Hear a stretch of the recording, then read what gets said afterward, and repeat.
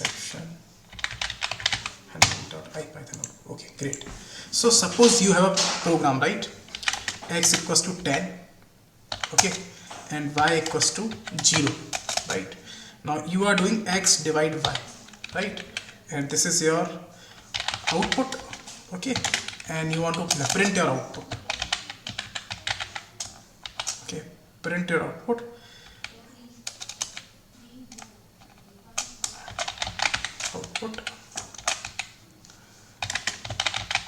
Okay, and then you have some other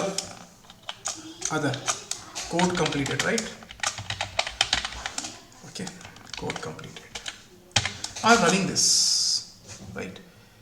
It will take a minute. So what will be the output as per your understanding? You can see here 0 division error. You can't divide any number by 0 because y is 0, right? This is error. Now whenever error is occurring, it is disrupting the flow. Error is disrupting the flow. It is not executing this one, that one. So error is uninterrupted or you can say not uninterrupted, interruption between code, right? Interruption in your code flow, and it moves your execution out of the code instead of inside the code, right? Of course, if there is an error, what we want is if there is error, still we want to execute these code. But how we execute? After error, I want to execute the remaining functions and things. I can't execute because this error is creating issue for me, right? It is disrupting my flow, interrupting my flow. So that is where we need exception handling. So errors are a problem in the code that stop execution immediately, right? So they immediately stop your execution, okay, from current slide. So as you seen the code, right, now you understand that so this stop execution immediately, as you have seen this, and this is a major challenge. For example, suppose you will get out of memory error when you will work on NLP data or some pandas data frame. If data frame has very huge size, when you do some computation, it will go out of memory, or you might get name error or some other stack overflow error, right? So what you will do with these error? These error will interrupt your code flow. So another thing is exceptions. Exceptions are used to handle errors. So exception is a way to handle those errors that disrupt the normal flow of the program instruction. So exception can be runtime. So exceptions are runtime that occur during execution. Unlike errors, exception can be handled using try except block. So there is a concept called try or except. In that, what we'll do, in that we will try to find a way so that our code will not disrupt or it will not interrupt. So uninterruption that we want a code will execute uninterruptedly, that won't occur. So to handle that, we need a concept of exception handling. How we can handle runtime exception. So error can be of two times. Compile time error. Compile time mean when you are compiling it, you are getting some error. Runtime, you will get at error when your code is executing. So exception generally occurred at runtime error, right? And in general, error can also be occur before code running because maybe your syntax is wrong. So that is called compile time error. So two types of error are there, right? Now if you see, let me compare this error and exception. So issue in the code structure, it means your syntax is wrong, then it is error, right? Issues during execution at the time of, if you see in that code that we were writing, right? The code that we were writing, in this code you see, that is code we written, there is no error. Error means there is no syntactical error. Logical error is there that 0, if you divide certain things with 0, it won't give the result, right? It will give you the 0 division error, right? So what we want is this exception are at runtime. These are not syntactical, these are maybe due to some logic, right? And these are runtime error, and these are syntax error or indentation error might be, right? Runtime error can be out of memory error, right? Handling, you can't handle this. If you are writing wrong syntax, then you have to correct it. You can't handle your wrong syntaxes, but you can handle these kind of situation like a division by 0 or some stack overflow issue or memory out of memory error. You can handle this. So 0 division error, or maybe file not found, the file handling you are doing, maybe you are reading a file which is not available. How you will handle that? Okay, and example of error is syntax error, invalid syntax or something. So these you can't handle, but these exceptions can be handled. So we handle using try except block, try and except block, right? Let's see the example first, and then I will explain you other few things. If you see here, this is the same code that I executed, right? But we are getting here error. To handle this, whatever code will give error, you try to put that into try block. This is your try block. Just like your for or if, this is your try block, try, try. In this, if any exception will occur or any error will occur, it will move to the except part and search whether this error is there or not. If you see 0 division error is there, then it will print this message. It will not disrupt the flow. If after this whatever code is your, it will execute that. It will not disrupt. It will only handle this. Basically, we are here exception is occurring. Runtime error is exception. Runtime error is occurring. We are handling that. So that is why we are calling this exception handling. That is why we are calling this exception handling. Just a second. Let me put a writing board. Then it will be easy for you to understand.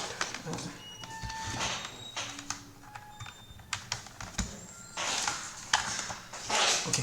So what I'm saying is here we were getting runtime error, right? Runtime error. Okay. These runtime errors are exception. And we want to handle this. How?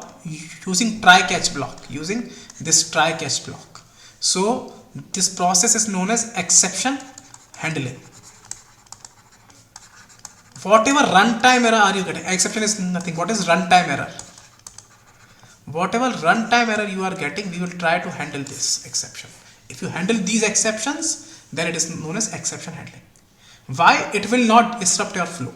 Now, if you see the definition, this is at runtime, right? And this is your syntactical error. You can't handle this, but you can handle this. Okay, using try except block. In Java, we have try catch, right? Try catch. Okay. Here we have try except. Okay. Now you can see these type of errors. We have seen errors like syntax error, indentation error, 0 division error, type error, value error, index error, key error, file not found error, memory error. These all are errors. We can handle this. Some of these are syntactical and some of these are at runtime. At runtime we can handle them. And exception, you can see 0 division error, type error, value error, index error, key error, file not found error. You can handle these exceptions at runtime by using certain mechanism. Okay, and that mechanism we will do using try catch, sorry, not catch, except. Here we have try and except block. Okay, now exception handling. Whenever code raises an exception, you can defend your program through exception handling using try except block. You can see here we are using try and except block and handling that. Okay, now what we do in try block, we will put our suspicious code which may cause error, like x divided by 0.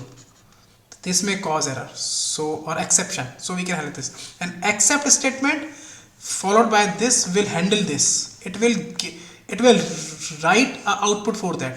What you can convey your message here, what is happening here, you can convey that by message writing here, right?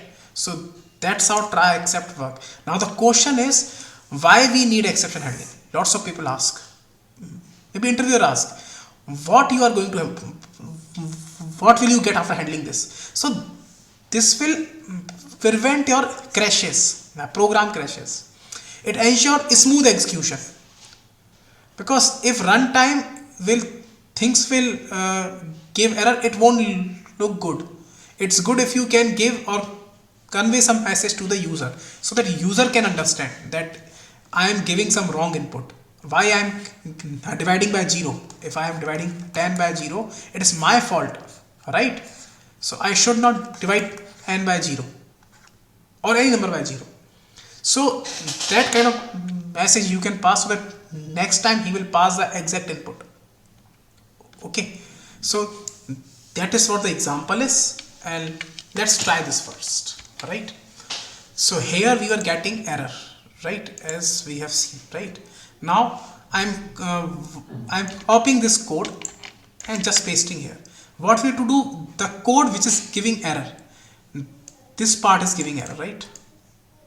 So you can put this part into try block, right, and it will take indentation, right?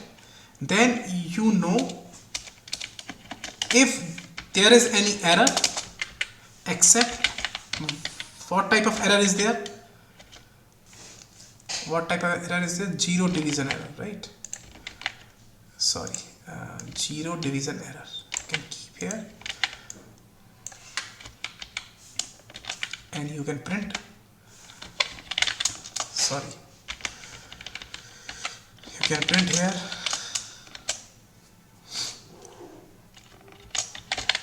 division by 0 is not allowed,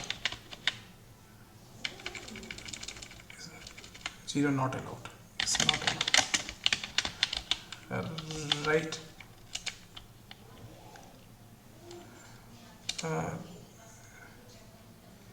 0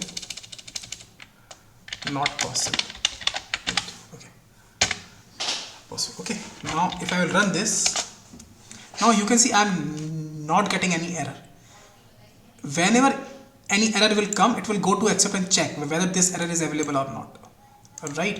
And what you can do is you can also use any object name e, and you can also pass e here if you want. E means error type. E is a variable which will give you some error part. No, it is not invalid syntax. Why? Maybe I'm doing some mistake into the syntax, but we can define.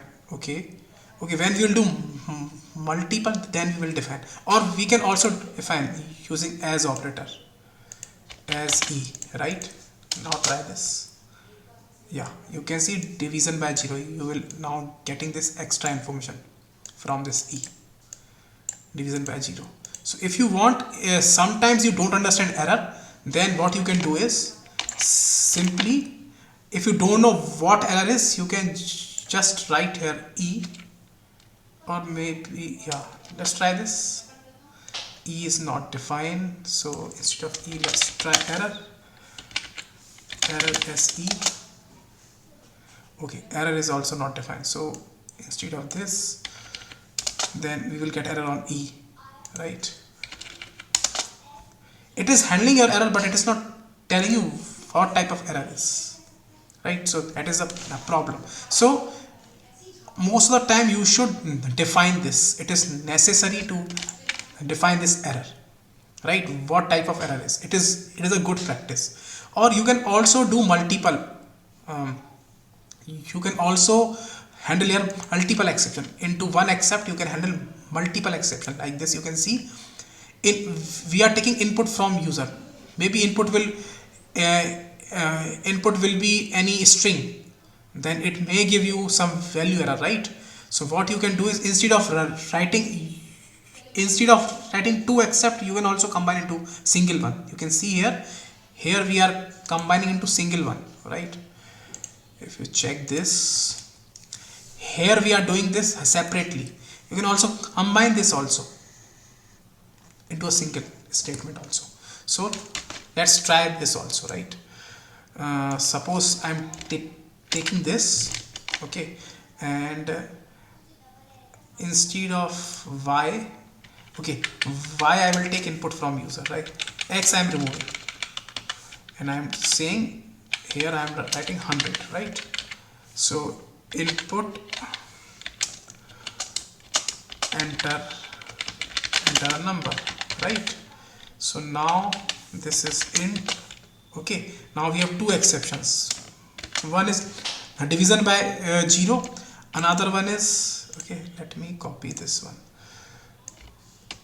value. Another is one is your value error, right? Except 1, and this is your except 2. This will be your value error, right? Value error.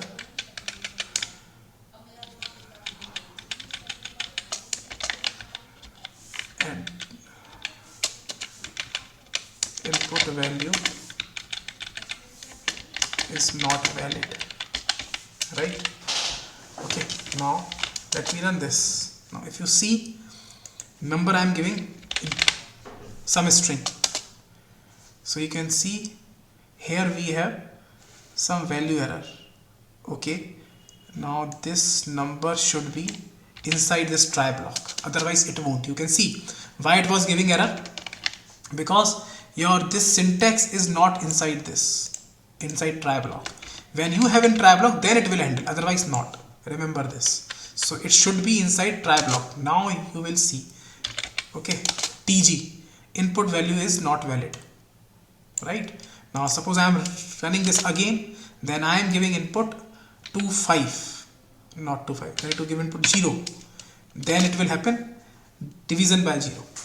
Not possible, right? To handle unexpected scenarios into the code, we use this exception handling, try catch. So it is a good practice to use this. And again, if you are giving interview of Python developer or maybe data scientist, they are going to ask this question: what is try, what is except, how you can handle multiple exceptions. So either you use multiple except, or for the same code what we can do is, sorry, control C, control V here, right? I am just keeping this here,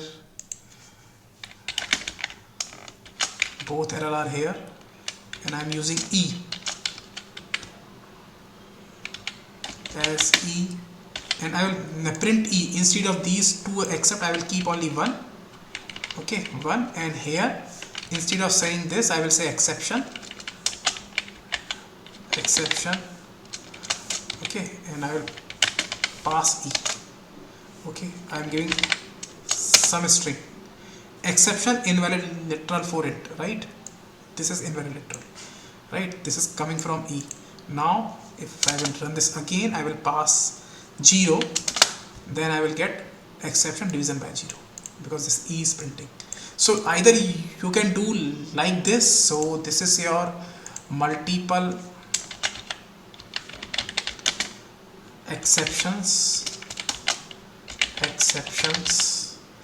okay, these are multiple exceptions. So these exception handling is a good way to stop the interruption, or for uninterrupted flow or smooth flow, you can say, right? So that is why we use this exception handling. Simple, you use try or except. Try will, the code which might give error, you put this into try, and except will handle that error. That's it. Try, except. We have one more thing here, else block. Now if your code is successfully executing, for example in this code I am select all, control C and control V, right? So let me write an else block, okay. This E should be small, right? This E should be small, else block, okay, sorry, else block. Here I am after except I am adding else block also. So this else block will execute when everything goes well.